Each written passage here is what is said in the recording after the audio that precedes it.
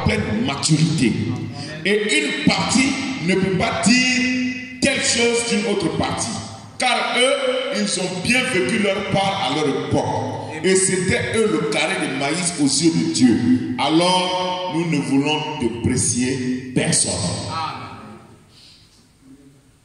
Mais aujourd'hui, il y a des enseignements, et particulièrement au cours d'émissions populaires à l'échelle mondiale, qui déprécient la parole de Dieu et qui disent que Dieu habite dans une église et non dans la parole.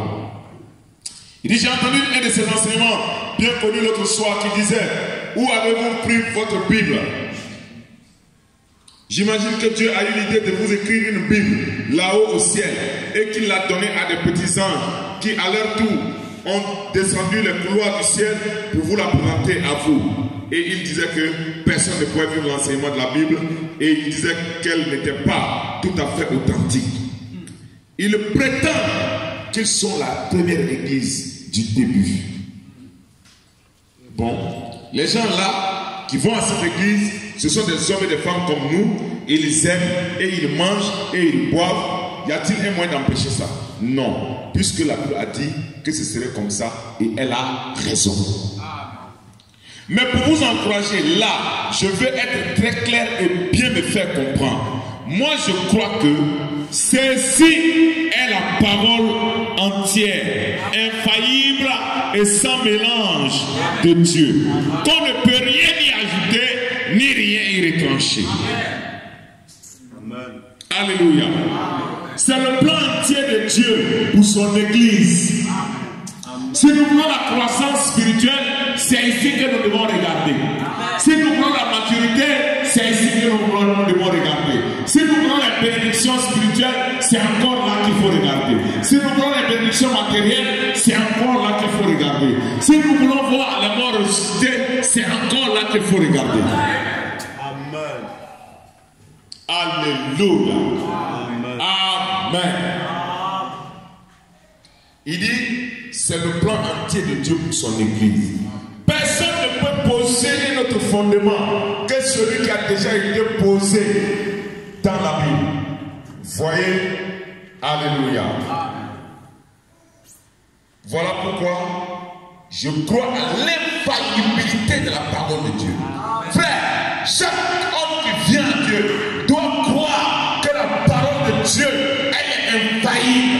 Quand elle est prononcée, peu importe ce qui va arriver, peu importe les obstacles, peu importe l'atmosphère, cette parole, elle va tournoyer,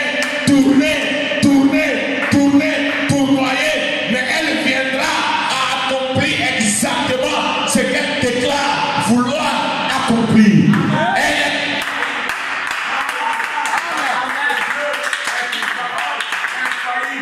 Amen. Amen. Amen. Amen.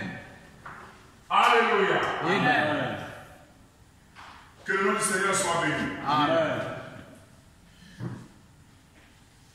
D'où disiez-vous que cette Bible venait? De votre église? Que votre église avait écrit cette Bible? Oui. Il dit, ce sont nous-mêmes qui avons écrit la Bible. J'ai dit, dans ces cas, comment se fait-il à partir de là que vous soyez tellement différents de cette Bible aujourd'hui? Frère, un chrétien devait être là. Une autre page de la Bible. Amen. Amen.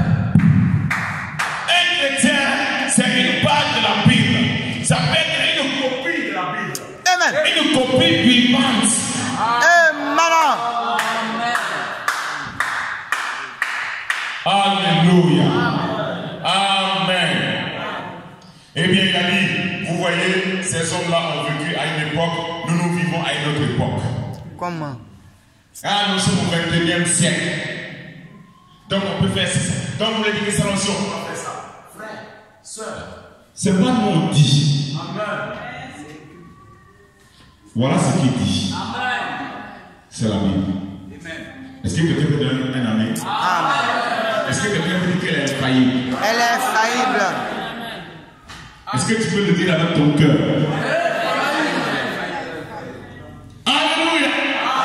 Frère, quand tu le dis, c'est une gifle pour Satan. Croire que la parole est infaillible, frère, c'est un chaos pour Satan. Parce qu'il veut t'amener à croire que la parole est infaillible, il veut t'amener à croire qu'elle n'est pas juste, il veut t'amener à croire qu'elle n'est pas correcte, qu'elle n'est pas pacifiée. Ce soir, Dieu te rappelle et te dit, mon frère, mon fils, ma fille, ma part est infaillible. Car le commencement était la parole était avec Dieu et la parole était Dieu. Est-ce que Dieu est faillible? Alléluia. Dieu est infaillible. Sa parole est infaillible. Est-ce que quelqu'un peut dire amen? Et ceux qui la reçoivent deviennent aussi eux aussi infaillibles.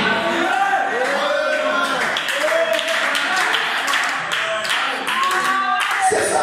Oh le diable, il ne veut pas que tu saches que tu peux devenir infaillible.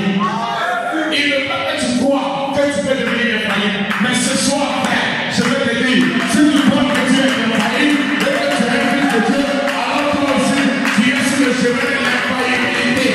Tu es en train de devenir infaillible. Et Dieu te rappelle que tu ne peux pas être faillible, tu ne peux pas être fini, tu es un état éternel.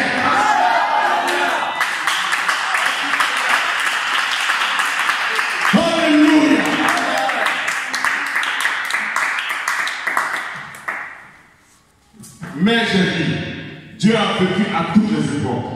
Et la Bible, si elle est inspirée, c'est le Dieu invisible, infaillible qui a écrit la Bible. Et il a dit dans sa parole que les cieux et la terre passeront, mais que ses paroles ne passeront jamais. Maintenant, il est très alarmant pour l'homme qui n'y avait jamais songé de voir ces choses-là approcher. Mais si vous savez simplement, ce n'est pas